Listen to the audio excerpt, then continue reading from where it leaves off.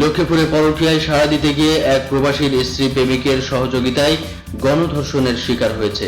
বৃহস্পতিবার দিবাগত গভীর রাতে সদর উপজেলার উত্তর হামসাদি ইউনিয়নের চবিলপুর গ্রামে এই ঘটনা ঘটে। এ ঘটনায় শুক্রবার বিকেলে লক্ষ্মীপুর সদর থানায় প্রেমিক শিব্বির মাহমুদকে প্রধান আসামি করে 5 জনের বিরুদ্ধে ধর্ষণ মামলা দায়ের করেছে ক্ষতিগ্রস্ত গৃহবধূ।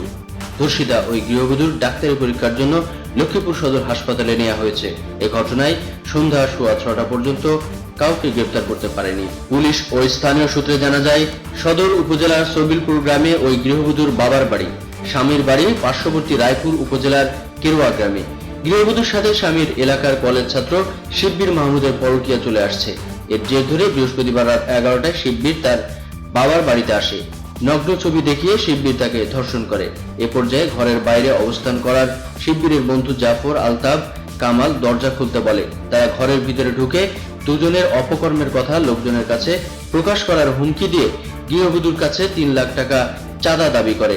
টাকা দিতে রাজি না হওয়ায় জোরপূর্বক ধর্ষণ করে ওই 3 যুবক। পরে ভয়ভীতি দেখিয়ে তারা ওই বধূর একটি ল্যাপটপ, মোবাইল ফোন সেট ও নগদ 6,000 টাকা হাতিয়ে নেয়। এক পর্যায়ে স্থানীয় ফারুক বিষয়টি টের পেয়ে গৃহবধূকে নিরাপদ স্থানে পৌঁছে দেওয়ার কথা বলে বাড়ি থেকে নিয়ে পার্শ্ববর্তী বাগানে ধর্ষণ করে। পরে বাগানে পড়ে থাকতে দেখে স্থানীয় লোকজন উদ্ধার করে নিয়ে আসে।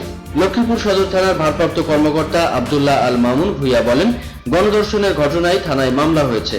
ডাক্তারি পরীক্ষার জন্য ক্ষতিগ্রস্ত নারীকে হাসপাতালে পাঠানো হয়েছে।